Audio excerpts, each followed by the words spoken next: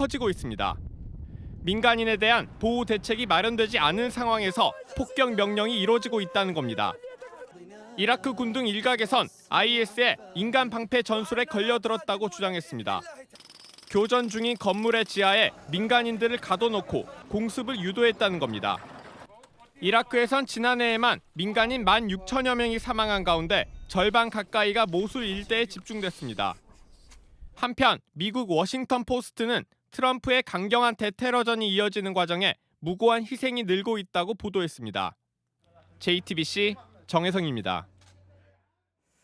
한 20대 여성이 남자친구 여권을 들고 부산항을 통해 일본까지 간 사실이 뒤늦게 밝혀졌습니다. 이 여성은 출국 전날 실종 신고까지 돼 있었지만 출국 심사대를 무사 통과했고 법무부는 반년 동안 숨겨왔습니다. 구석창 기자입니다. 26살 김모 씨는 지난해 9월 남자친구의 여권을 갖고 부산항에서 일본 오사카행 여객선에 올랐습니다. 얼굴과 여권 사진을 꼼꼼히 비교하는 출국 심사대에서 아무런 제지도 받지 않았습니다. 게다가 김 씨는 하루 전 가족의 신고로 경찰에 실종 접수까지 돼 있었지만 법무부 등 출국 심사 요원들은 이 사실조차 확인하지 못했습니다. 김 씨 행적은 일본 행배에서 찍은 사진을 가족에게 보내면서 드러났고 김 씨는 오사카 도착과 함께 강제 출국 조치됐습니다. 법무부는 이 사실을 반년이 지나도록 공개하지 않아 은폐 의혹에 휩싸였습니다. 당시 우리 크루즈 선박에도 들어와서 승객들이 혼잡한 상태고 지금 착오는 낯선 실수고. 앞서 2015년 7월엔 성적표를 고친 게 들통날까 무서워 가출한 중학생이 부산항에서 몰래 일본행 여객선을 타다 발각되기도 했습니다. 국가보안시설 곳곳을 오랫동안 휘젓고 다녔는데 누구도 낌새를 채지 못했습니다. 법무부는 해당 직원을 징계하고 자체 교육을 실시하는 중이라고 밝혔지만 뒤늦은 면피용 대책이란 비판이 쏟아지고 있습니다. JTBC 구석찬입니다. 저가 항공사들이 대형 항공사의 조종사를 데려오기 위해서 아들까지 함께 뽑아주는 변칙적인 채용을 해온 정황이 JTBC 취재 결과 확인됐습니다. 공정성뿐 아니라 항공 안전 문제로도 이어질 수 있는 부분입니다. 박영우 기자의 단독 보도입니다. 티웨이 항공의 전체 조종사는 213명입니다. 그런데 이 중 아버지와 아들이 함께 일하는 경우가 10건, 즉 20명에 달합니다. 조종사가 1,000명이 넘는 아시아나 항공에는 아버지와 아들이 함께 조종사로 근무하는 경우가 단 한 건도 없는 것과 대비됩니다.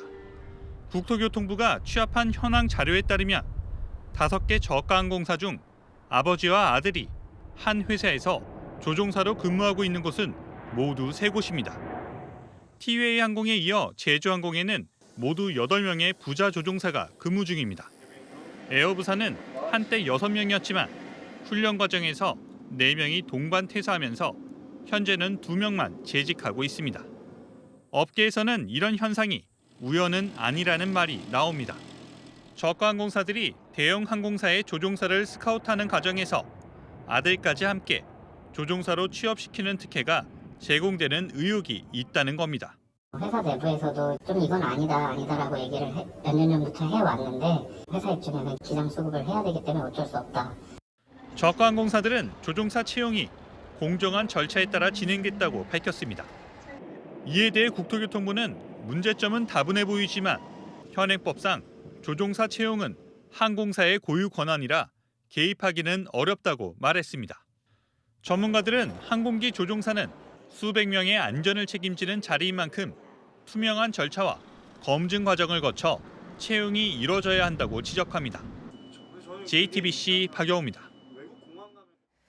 중국 국정자문기구의 핵심 인사이자 대표적인 정치학자가 사드 대응에 경제 문화적 대응은 적절하지 않다고 말했습니다. JTBC 인터뷰에서 중앙정부를 향한 쓴소리를 한 건데 학계와 언론이 이렇게 잇따라 사드 보복의 문제점을 이야기하는 배경이 뭔지 신경진 특파원이 짚어봤습니다. 양회에서 주석단에 앉은 자칭고 베이징대 국제대학원장입니다. 정엽 상무위원을 겸하는 중국 내 최고 미국 전문가인데 지도부의 사드 제재의 문제점을 정식 건의했습니다. 还没有到那种程度，我们必须得用这个这个一切的手段来反对来就不惜对抗甚至于战争的手段来解决这个问题。我觉得还没有到那个程度。 한국의 경제나 문화 부분에 대한 제재는 경솔한 것으로 부정적 영향을 수반한다는 겁니다. 북중관계 전문가의 현지화 화동사범대 교수는 북한은 잠재적 적이라며 사드 보복이 도리어 한국을 한미일 삼각동맹으로 밀어넣고 있다고 진단하기도 했습니다. 미국 의회의 중국 사드 보복 규탄 결의안에 대해 주요 관영 매체가 침묵한 것이나 홍콩 유력 매체가 사드 보복은 실패라고 지적한 것은 사실상 사드 보복의 수위 조절을 요구했다는 분석이 나옵니다. 하지만 중국의 사드 철회 요구는 요지부동인 상태라 미중 정상회담에서 사드가 의제로 올려질지 여부가 문제 해결의 분수령으로 관측됩니다. 베이징에서 JTBC 신경진입니다. 방송통신위원회가 오늘 발표한 시청자 채널 평가 조사에서 JTBC가 공중파를 포함한 조사 대상 8개 방송사 가운데 가장 높은 점수를 얻었습니다. 전년도 1위는 KBS 1TV였습니다. 신뢰성과 공정성을 비롯한 7개 세부 평가 항목에서도 모두 1위에 올랐습니다. 한정훈 기자입니다. JTBC 뉴스룸 힘센 여자 도봉순 썰전. 최근 가구 시청률 10%를 넘기며 큰 화제를 모은 JTBC 프로그램들입니다.